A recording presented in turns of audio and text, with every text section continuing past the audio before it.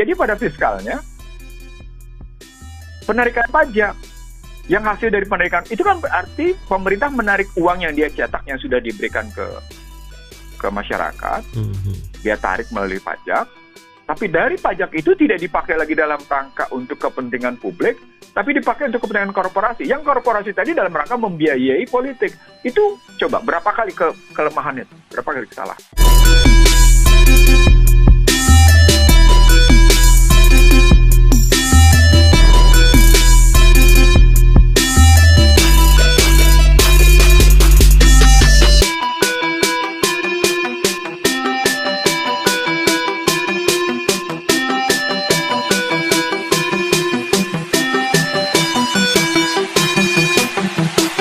Sudah terhubung dengan narasumber kita, Bang Ihsanuddin Nursi di ujung telepon. Halo, Assalamualaikum warahmatullahi wabarakatuh. Waalaikumsalam warahmatullahi wabarakatuh. Mas Angga, apa kabar? Alhamdulillah, bagaimana Bang Ihsanuddin, sehat ya?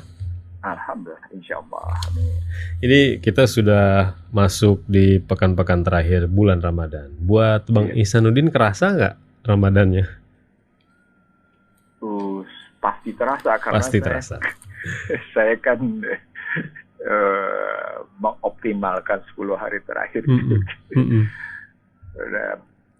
Ya alhamdulillah kita terus melakukan apa yang pantasnya kita lakukan di 10 hari terakhir. Alhamdulillah. Insya Allah.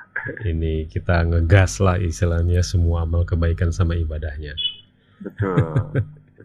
Baik Bang Ihsanuddin, kita akan menyoroti beberapa hal. Yang pasti ini kalau Rasil akan menanyakan mengenai sebenarnya sejauh mana sih efektivitas kebijakan pidato Presiden ini mengenai kebijakan pelarangan ekspor minyak goreng atau CPO ya pada Jumat pekan lalu. Ini kan kebijakan ini diambil dalam rapat terbatas kabinet ya. Memang kita paham bahwa ini buntut dari krisis minyak goreng yang sudah hampir 4 bulan lebih. Bahkan disoroti oleh beberapa media, sebenarnya kebijakan publik dari pemerintah ini bagaimana sih? Lalu efektivitas dari pidato Presiden itu apa sih? Apakah menjawab keresahan masyarakat ataupun emak-emak dan para pedagang ketika setelah pidato itu harga migor tuh nggak turun gitu. Dan yang paling disoroti oleh media adalah Presiden pidato tapi nggak dituruti oleh kelompok industri. Bagaimana Bang Ihsanuddin menyoroti ini? Yang pertama, pidato itu tidak didasarkan pada kenyataan. Bahwa sesungguhnya pemerintah tidak memiliki aturan tentang tata niaga minyak goreng. Pemerintah punya undang-undang perdagangan. Tapi seperti saya sebut tentu khusus mengenai minyak goreng, pemerintah nggak punya bagaimana mengatur tata niaganya dari hulu ke hilir. Bahkan ketika hilirisasi itu bisa menjadi 21 sampai dengan 27 macam produk, pemerintah juga tidak punya aturan-aturan tentang distribusinya. Nah dari sana kebijakan apapun yang dibikin oleh pemerintah, walaupun pemerintah punya PTPN gitu ya, yang pasokannya cuma kalau nggak salah cuma 5%-an gitu, itu tidak akan efektif. 47 juta ton misalnya per tahun gitu ya produknya, itu diserap oleh pasar dunia sebanyak 85% untuk produsen. Jadi 40 juta ton itu sebagian dipakai untuk dalam negeri, sebagian untuk diekspor. Nah, ini dalam job saya muncul di situ. Dunia sangat tergantung sama produsen minyak dari Indonesia. Gitu. Dalam bahasa yang lain, peta perdagangan seperti ini sepertinya diabaikan oleh. Sekarang kalau kita bilang kita larang ekspor gitu ya. Lalu kelebihan produksi mau dikemanain?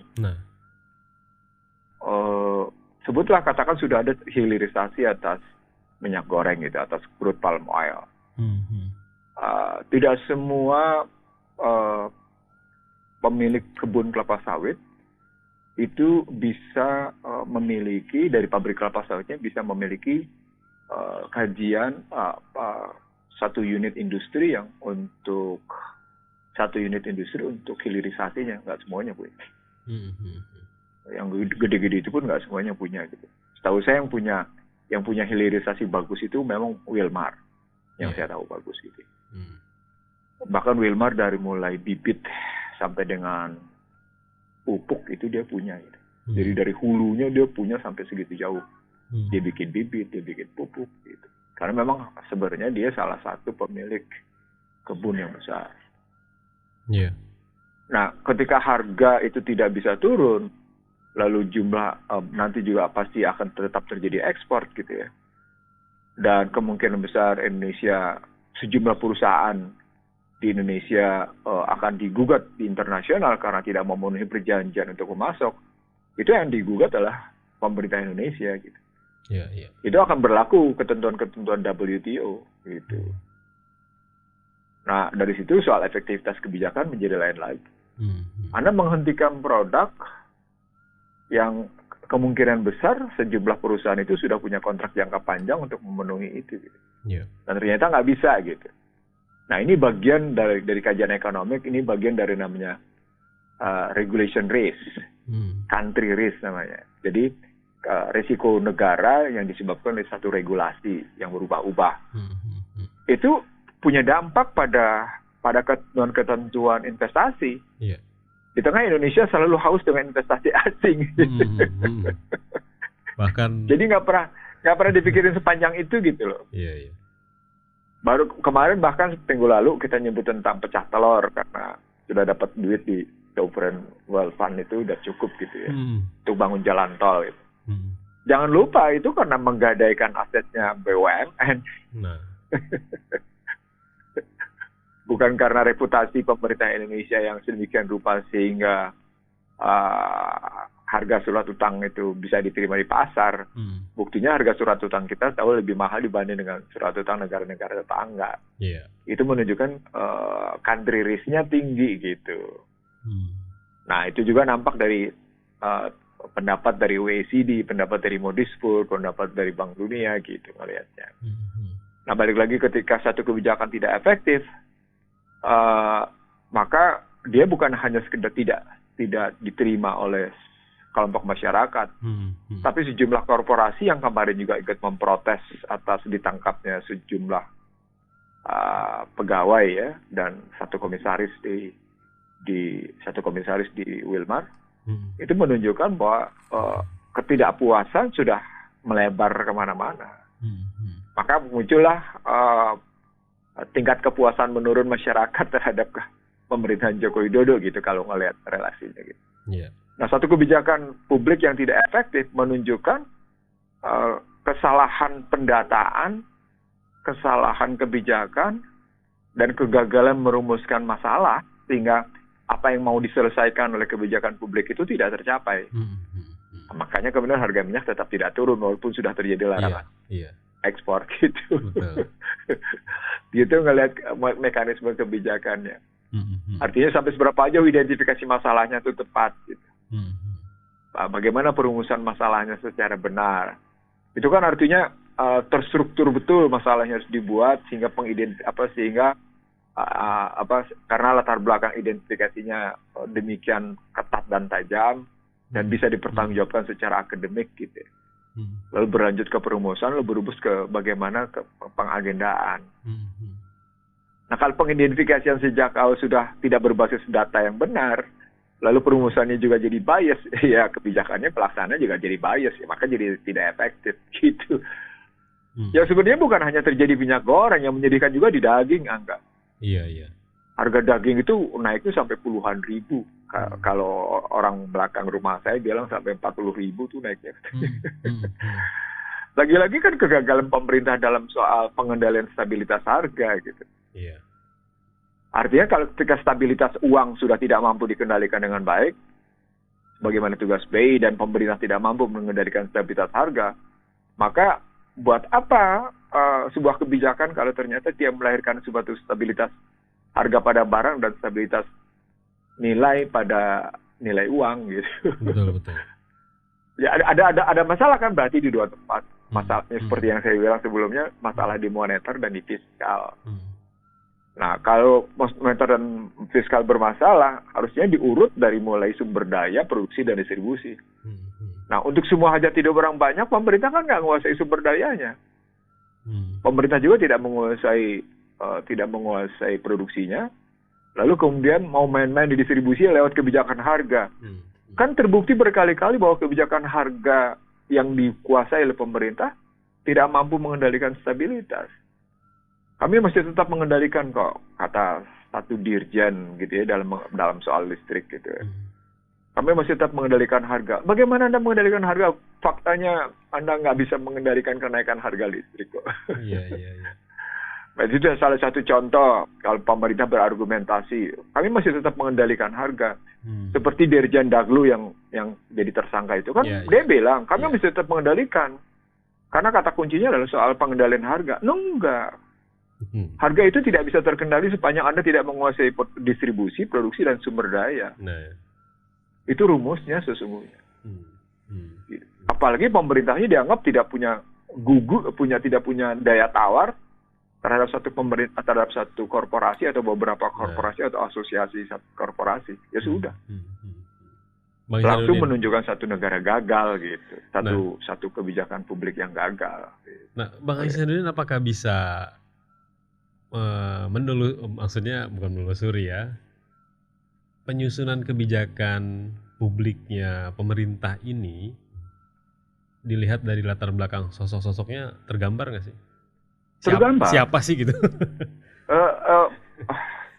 Mestinya kan dia berhubungan sebelum bicara kayak gitu ya. Ini kan ada berapa institusi yang terlibat gitu ya. Dan nanti jeleknya ketika pemerintah punya kemauan, dia paksa walaupun kemudian institusi-institusi tertentu tidak terlibat gitu.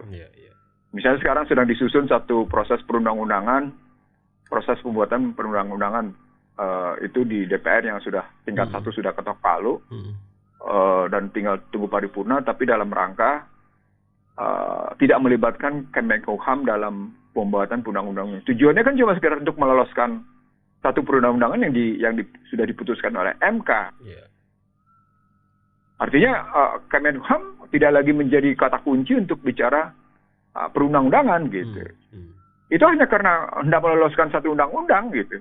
Padahal dampaknya pada undang-undang lain gitu. Yang jadi koordinator justru adalah Menseknek misalnya. Kalau kita lihat kayak gitu ya.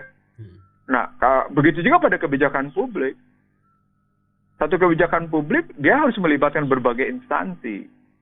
Dia harus melibatkan dalam kondisi goreng misalnya Menteri Pertanian, Menteri Perdagangan, Menteri Perindustrian, Bulognya, Badan Ketahanan Pangannya, Kementerian Keuangannya, gitu loh, sampai kayak gitu.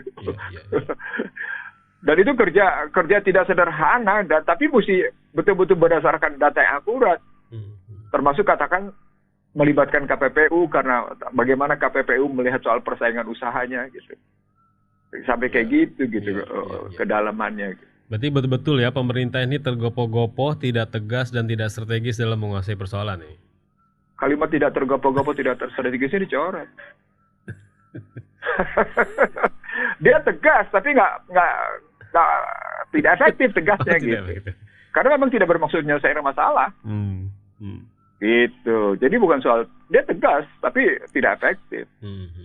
Dia tidak tergopoh-gopoh karena dia sudah diingatkan sejak awal tapi salah dalam kecepatan mengambil kebijakan gitu. Jadi saya kira sejak awal saya mengkritik soal prinsip-prinsip pengambilan kebijakan publik yang accountable istilah saya. Public accountability-nya, akuntabilitas publiknya bermasalah gitu. Kalau ngelihatnya. Kalau dalam bidang ekonomi ini nunjukin bahwa mestinya ketika satu kebijakan terjadi satu lack of time, ada kesenjangan waktu, dalam kebijakan Jokowi dia kan dia tetap tidak malah lack of time-nya tidak terjadi tapi tidak efektif. itu kan jelek artinya. Iya, iya.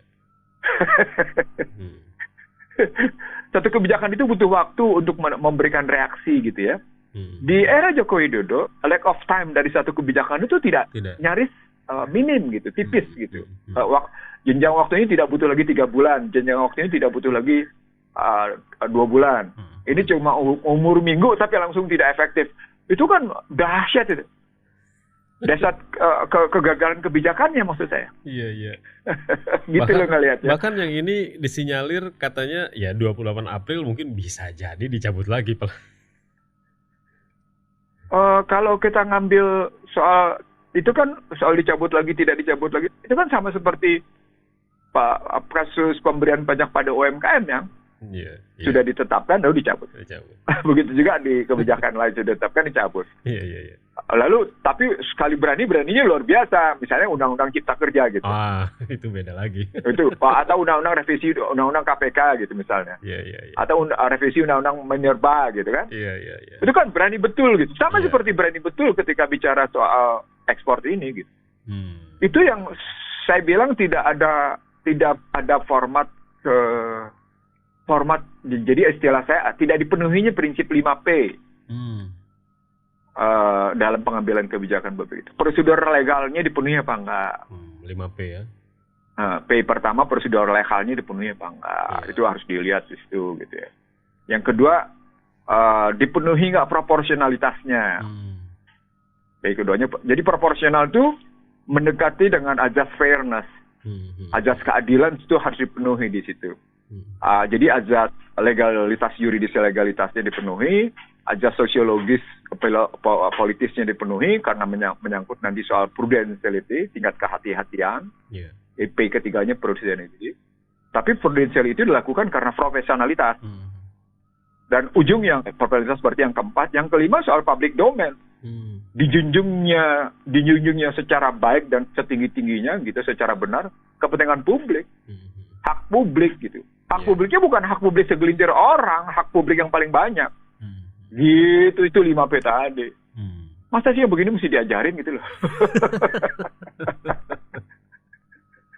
Kayaknya emang harus diajarin. Kan enggak mestinya. Apalagi terus 5P tadi datanya harus kuat gitu. Datanya harus benar gitu. Public domain kan ini kayak beda kalau sampai sudah datanya harus benar. Misalnya kenapa data tentang penguasa sawit beda-beda? Ada yang bilang 8, ada yang bilang 12. Kalau saya bilang ada 15 gitu. Artinya 15 itu tetap minim pemainnya, tapi dia mendominasi. Itu kan sudah langsung permainan oligopoli. Kalau kaitan dengan kebijakan ekspor ini kan nanti itu urusannya dengan pasar dunia. Sementara sekarang dari perihal pidato yang kemarin saja, ada indikasi kepercayaan pasar dunia terhadap Indonesia itu turun. Ada ancaman dan juga ada kekhawatiran. Bagaimana analisanya? Tadi udah saya bilang, kalau menggunakan dispute resolution-nya WTO, Indonesia akan kena vonis. Itu karenanya Donald Trump ketika pertama kali mau melanjutkan peperang dagangannya dengan Cina, dia keluar dulu dari dispute resolution yang diatur oleh WTO. Itu strateginya. Keluar arena dulu lah ya. Iya, dia keluar dulu dari. Itu yang orang lupa. Amerika itu mau melanjutkan peperangan dagang sama Cina. Itu dia keluar dulu dari dispute resolution-nya WTO.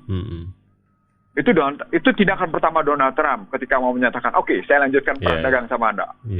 Anda saya paksa untuk mengimpor dari Amerika ke Cina misalnya. Walaupun Cina dengan per hari ini masih tetap unggul gitu ya. Itu karena ketergantungan Amerika terhadap Cina tinggi. Begitu juga Indonesia. Kalau Indonesia mau kayak gitu, mestinya Indonesia ngeliat dulu dispute resolution WTO untuk soal-soal begini. Karena Indonesia tunduk pada ketentuan-ketentuan WTO.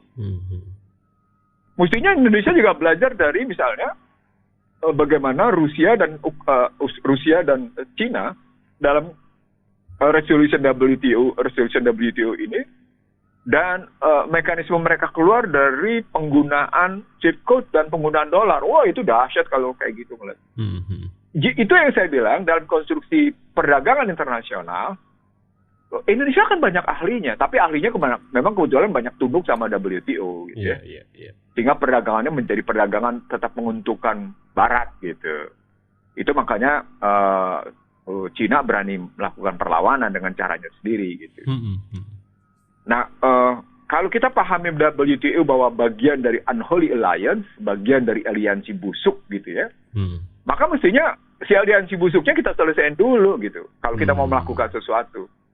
Sebagai bukti bahwa tindakan kita cerdas, sebagai bukti bahwa kita tidak menepuk air di dulang terpercik muka sendiri. Gitu.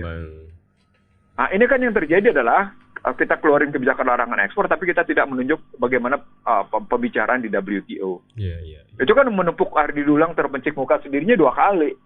Di dalam negeri harga minyak goreng tidak turun, di luar negeri kita dihadapkan oleh gugatan oleh para negara-negara importir CPO dari Indonesia gitu. Sementara tadi Bang Ihsanuddin bilang bahwa justru malah perusahaan lebih rapih ya. Saya pengusaha. Saya bilang seperti di YouTube saya ini ada mulai ngerekam tuh. Ada yang baru masuk ngerekam. Saya kan bilang untuk soal CPO ini saya bukan sekedar seperti seorang pengamat gitu. No, saya punya pengalaman gitu. Bahkan termasuk yang namanya minyak coklat. Waduh. Seru sesungguhnya. Seru banget gitu. Itu ya. Benar, luar biasa. Jadi kalau kita mau bicara tentang produk-produk alam dari Indonesia, nggak usah lah bicara soal energi yang dimana CPO bisa substitusi menjadi biodiesel gitu ya. Kita bicara soal beberapa nabati lain yang menjadi minyak baik bagi kepentingan industri maupun untuk kepentingan rumah tangga atau kepentingan individu. Waduh, Indonesia luar biasa deh. Coklat ya. Ngambil contoh lagi minyak atsiri yang masih backlognya tinggi gitu dari Indonesia. Itu luar biasa tuh minyak atsiri itu. Salah satu contoh. Jadi ketika kita lihat ketentuan-ketentuan ini terbuka besar dan kemudian ternyata Indonesia tetap hanya lebih banyak mengekspor barang mentah gitu. Kan problematiknya berarti soal struktur kebijakan yang terkadang baik secara terbuka atau secara diam-diam atau secara politis itu dikendalikan atau justru dilawan oleh para korporasi. Ketika korporasi tidak bisa melakukan apa-apa, ya mereka ngelawan. Atau kalau mereka bisa melakukan sesuatu, ya mereka mengatur, mengendalikan. Contohnya si undang-undang Minerba gitu misalnya. Contohnya begitu gitu. Berarti bisa kalau pakai kata Mahfud kan, wah banyak undang-undangnya diatur oleh korporasi kan gitu kalau dia bilang. Berarti kan tidak cukup. Kemana aja? Baru bilang sekarang paling parah katanya kepemimpinan sekarang. Ya makanya saya bilang kemana aja. Sementara itu sudah saya sajikan di lembaga-lembaga tertutup gitu. Iya. Berarti Bang Ihsanuddin sebenarnya kan nggak hanya 3 orang korporasi Migor yang kena sebenarnya ya. Ini jalur Dirjen. Kebetulan mereka yang berhubungan dengan Dirjen Daglu. Yang berhubungan aja.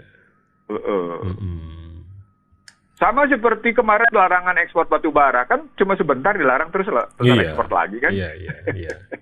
Soalnya saya mau ngaitin dengan ini nih ucapannya Bang Masinton. Apa katanya? Mau dikaitin ke situ ya dugaan mafia Migor ini terkait penundaan pemilu gitu ya, bisa dipandang remeh memang.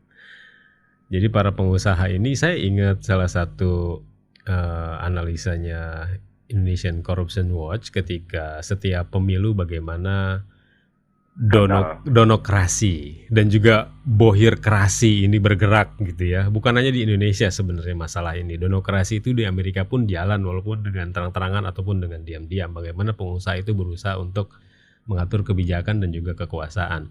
Kalau misalkan Bang Masinton melihat bahwa ada indikasi dugaan mafia Migor ini terkait penundaan pemilu, bagaimana menurut Bang Ihsanuddin? Pengusaha bergerak. Kan sebenarnya duit itu bukan duit dari si perusahaan. Duit itu diambil dari masyarakat atau duit itu diambil dari APBN kan.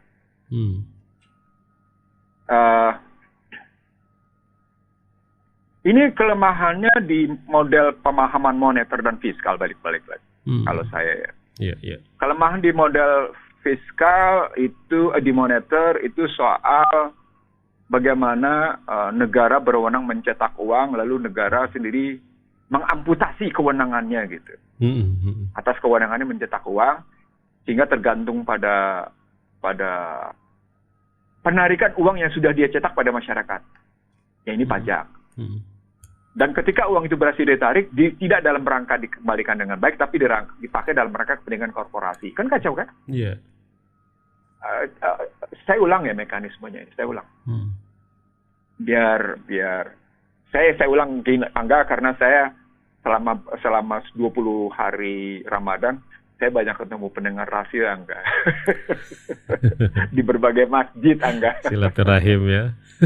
Bukan sekedar silaturahim, kita bercengkerama lebih dalam. Iya, ya saya kebetulan harus mengisi satu tausiah tarawih atau kemudian tausiah pada subuh gitu ya. Wah, seru Angga. Seru ya. Makanya saya ulang. Kalau kita lihat dari model bahwa negara adalah satu-satunya institusi sebagai pencetak uang negara, yang adalah ini dilakukan antara DPR dengan Presiden, lalu diedarkan oleh BI gitu ya. Pandangan ini kan mestinya dalam rangka mengatasi kemiskinan, ketimpangan, infrastruktur, kesejahteraan sosial lainnya gitu.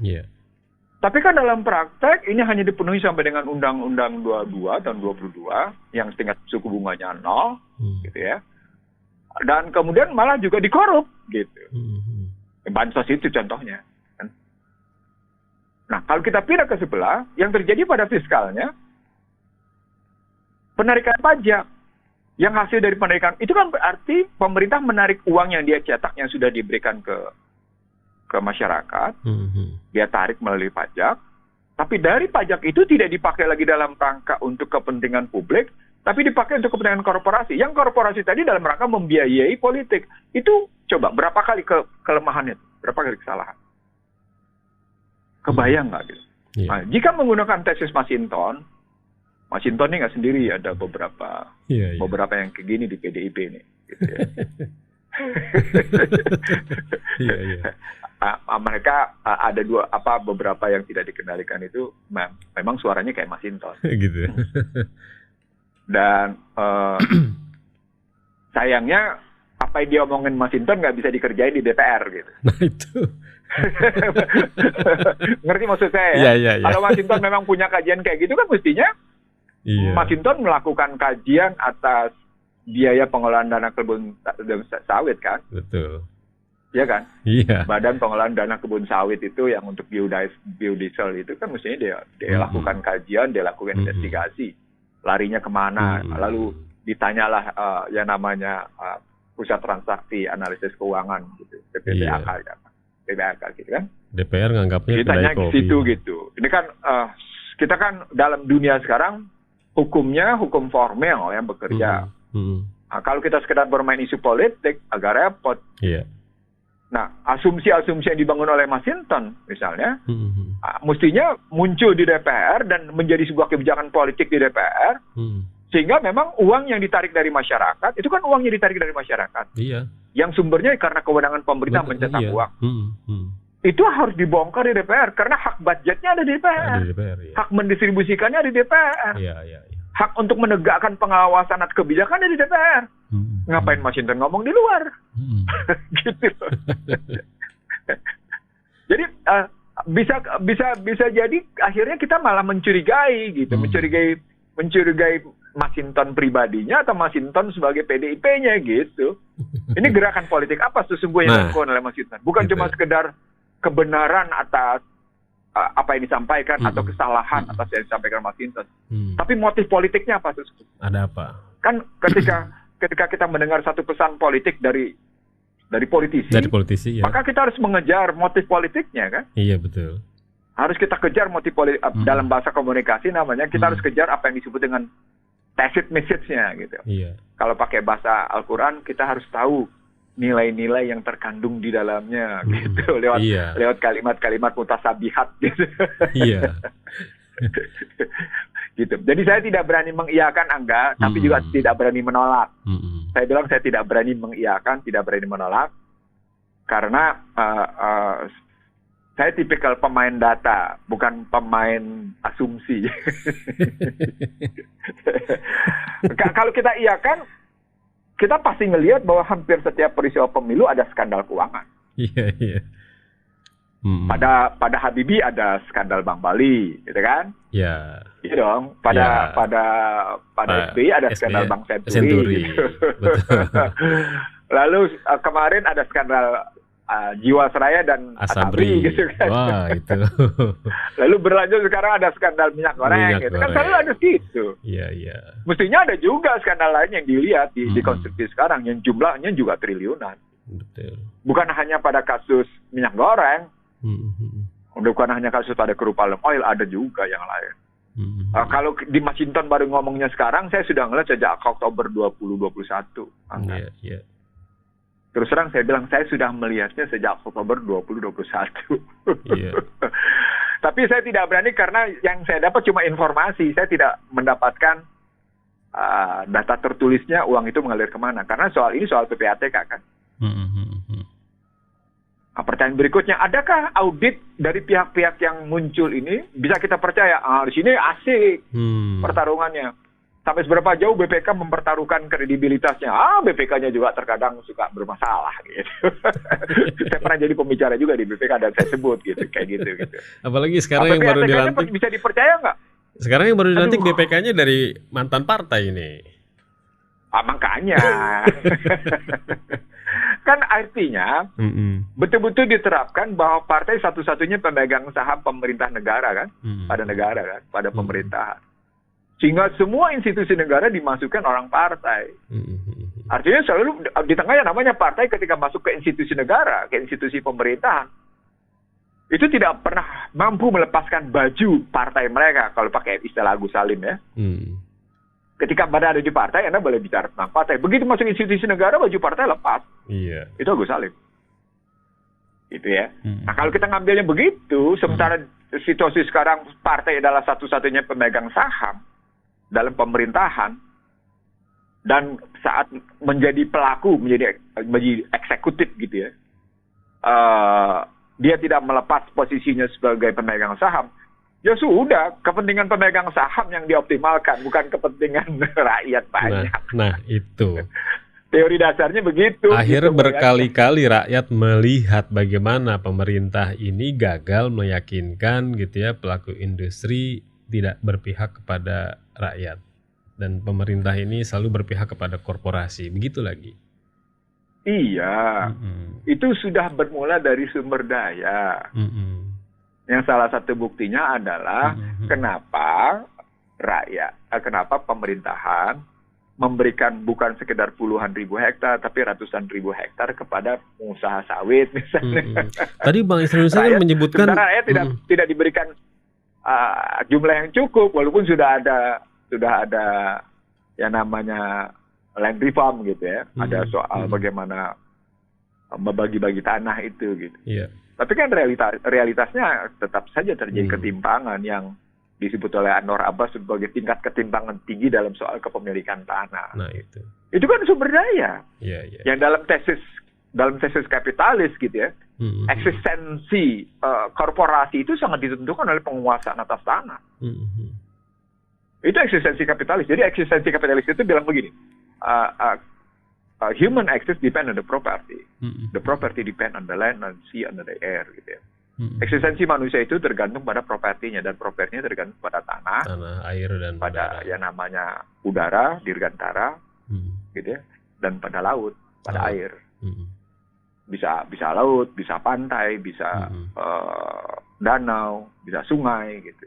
Sampai kayak gitu. Dan Migor, mereka mainan betul itu. Migor ini menjadi salah satu kebutuhan pokok yang dimainkan kapitalis. Banyak sekali sebenarnya yang dimainkan. Tadi Bang Syarudin udah nyebut yang lain-lainnya tuh.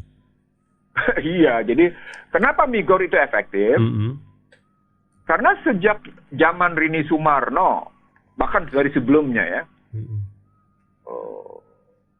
saya urut dari zaman SBY karena saya terjun main ke sawit itu 2004. Ya, 2004 ya. Kalau kita urut dari 2004 gitu ya, kita urut dari itu kelihatan kok sistematis sekali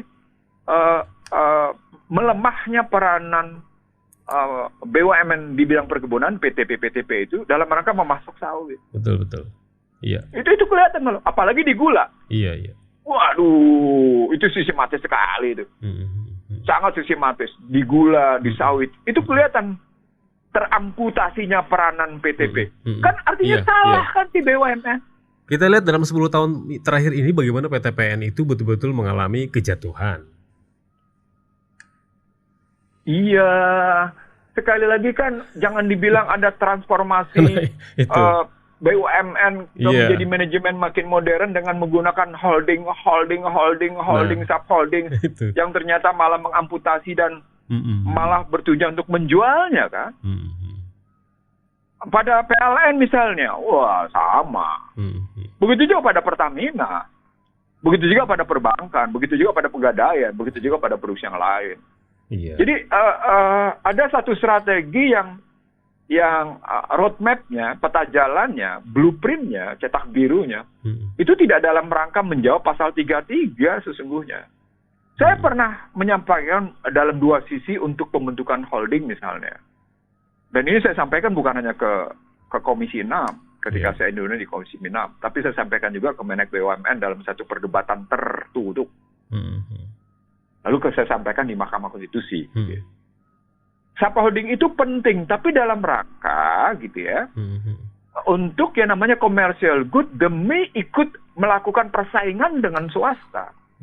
Karena makin besar satu perusahaan, makin kuat penetrasi pasarnya. Itu teori market mekanismenya begitu. Ulang. Untuk jenis commercial goods, untuk jenis commercial goods, holding itu makin diperlukan dalam rangka kemampuan satu usaha, satu korporasi untuk melakukan penetrasi pasar. Tetapi untuk public goods yang memang tidak diserahkan ke swasta, pembentukan holding itu cenderung merugikan. Nah ternyata ketika terjadi pembentukan holding pada public goods, motifnya adalah privatisasi. Kan kacau kan? Kacau. Regulator yang bermain. Enggak, artinya memang perintah IMF dan Bank Dunia untuk melakukan privatisasi dan liberalisasi itu berjalan sistematis. Itu. Di tengah yang namanya mereka ngakuin salah untuk melakukan pemulihan ekonomi. Kan reformasi struktural yang dimaksud oleh IMF diakui sebagai salah. Tapi dilanjutkan oleh Bank Dunia dengan istilah reformasi struktural berkesinambungan. Coba kebayang nggak itu logika kayak gitu? Saya nggak ngerti, maafkan saya gitu ya. Makanya mestinya para pejabat sekarang tuh belajar, jangan cuma sekedar mau punya jabatan gitu ya. Tanpa mengerti akar masalah. Kan banyak nih pejabat langsung masuk kayak gitu, tapi nggak ngerti akar masalah gitu. Itu saya tahu tuh beberapa pejabat yang kayak gitu. Saya ngerti gitu ya. Oh, dia nggak ngerti akar masalah nih, maka kebijakannya begini gitu. Misalnya ada yang main-main dana jaminan hari tua gitu, kan nggak ngerti akar masalah. Iya. Itu contoh tuh. Baik, Bang Ihsanuddin. Ini dari masalah Migor tadi kita bisa melihat ya bagaimana sebenarnya alurnya dan juga mau kemana pemerintah ini, dan juga dari mulai hiruk pikuknya lah gitu ya. Kita beralih ke masalah lain. Ini kita masih ada 5 menit lagi. Sekarang jadi lagi trending dunia ini Bang Ihsanuddin ketika Twitter dibeli sama Elon Musk, orang paling kaya di muka bumi. Ada hal menarik sebenarnya ketika kita bahas Twitter. Elon Musk sendiri mengatakan bahwa Twitter ini alun-alun kota digital. Dia bilang seperti itu. Kebebasan berbicara itu ada di sini. Dan ketika bursa saham Amerika Serikat ini di awalnya dia menguasai perusahaan publik ini kan dari Twitter ya, dan Elon Musk ingin mengambil Twitter untuk dijadikan perusahaan privat. Bagaimana Bang Ihsanuddin melihat ini pergerakan dilakukan oleh orang kaya terhadap media sosial yang memang dengan alasan kebebasan berpendapat? Pasti kan ada efek-efek dalam hal ekonomi dan hal lainnya itu Bang. Saya kira Elon Musk jujur ketika menyatakan sebagai alun. Itu harganya 635 triliun. Iya. Dia naikin lagi padahal itu. Iya, 635 triliun loh dia beli. Dan kalau saya bilang motifnya motif dalam rangka mengendalikan alun-alun. Ini kan ibarat properti ya. Iya. Properti lapangan gitu ya. Jadi ada satu lapangan yang bisa menampung miliaran manusia gitu ya. Bukan jutaan loh, miliaran manusia. Lalu kemudian alun-alun itu dikuasain gitu. Itu jadi milik dia. Iya. Nah, mestinya kalau dibilang dalam rangka kebebasan berpendapat, dia mesti melihat kasus Donald Trump dong. Iya. Kan kasus Donald Trump jelas sekali. Bagaimana Twitter bisa men-take down gitu. Jadi artinya kebebasan berserikat berpendapat nggak bisa, tergantung siapa ownernya. Betul. Owner punya kepentingan apa? Gitu. Nggak ada itu kebebasan. Itu tergantung mereka multiple suitable standard kok. Jadi jangan lupa bahwa yang namanya orang-orang begini bukan hanya pemerintahannya yang melakukan kebijakan keluar dalam model multiple suitable standard. Multiple suitable standard adalah pokoknya apa yang enak buat gua. Iya. Gitu ya. Pada Elon Musk akan sama. Dan jangan salah, Elon Musk adalah produsen electric vehicle yang disebut sukses. Gitu. Iya. Tesla itu ya. Dan Indonesia saya lihat ada itu beberapa Tesla yang untuk orang-orang kaya gitu ya. Saya lihat tuh ada, oh iya ini orang kaya gitu. Karena harganya kan dahsyat gitu. Nah, ketika kita tahu ini adalah satu lapangan besar, satu alun-alun raksasa ya dalam dunia maya gitu. Iya. Maka tujuannya memang dalam rangka mengendalikan alun-alun itu gitu. Nah, kalau dalam rangka mengendalikan alun-alun itu, makanya saya bilang dia jujur. Oh, dia mau mengendalikan alun-alun besar ini. Jelas ya. Jelas sekali. Itu artinya tujuannya nanti tetap crypto economic. Itu. Kalau saya ngeliatnya crypto economic. Dia ingin menguasai. Jadi begitu saya baca title-nya, saya baca di beberapa media asing. Saya tidak baca di media dalam negeri. Saya baca di media. Oh, saya tetap melihat it's a part of crypto economic, bukan lagi cryptocurrency. Jadi Anda boleh berada di alun-alun raksasa itu, gitu. Tapi dalam rangka Great Reset. Dan dia harus memegang platform media sosial yang paling berpengaruh. Iya, itu dia. Itu. Jadi ini kan dia meng-Great Resetkan dulu, lalu kemudian dia kuasai alun-alunnya. Medan permainan di mana? Di situ, oke, kita kuasain gitu. Sementara alternatif atas Twitter kan masih belum kelihatan kan? Ya ada model BP yang dimiliki oleh Turki gitu ya. Kayak macam ada juga yang dimiliki oleh Cina gitu ya. Tapi kan tidak sedahsyat Twitter gitu. Belum sedahsyat Twitter. Mesin pencari juga ada, bukan hanya Google, tapi ada Baidu misalnya di Cina gitu. Negara lain juga ada. Indonesia juga punya, tapi nggak laku mesin pencarinya, search engine-nya gitu. Artinya sesungguhnya ini istilah saya, accumulative power to the accumulative war. Jadi satu kekuasaan yang terakumulasi untuk melakukan satu akumulasi perang, istilah saya. Anda bisa lihat dalam konstruksi Elon Musk melakukan itu, misalnya terjadi pertemuan antara Lloyd Austin, Antony Blinken dengan Zelensky. Ini makin kelihatan arahnya kemana. Nah, kalau saya ngeliatnya gitu.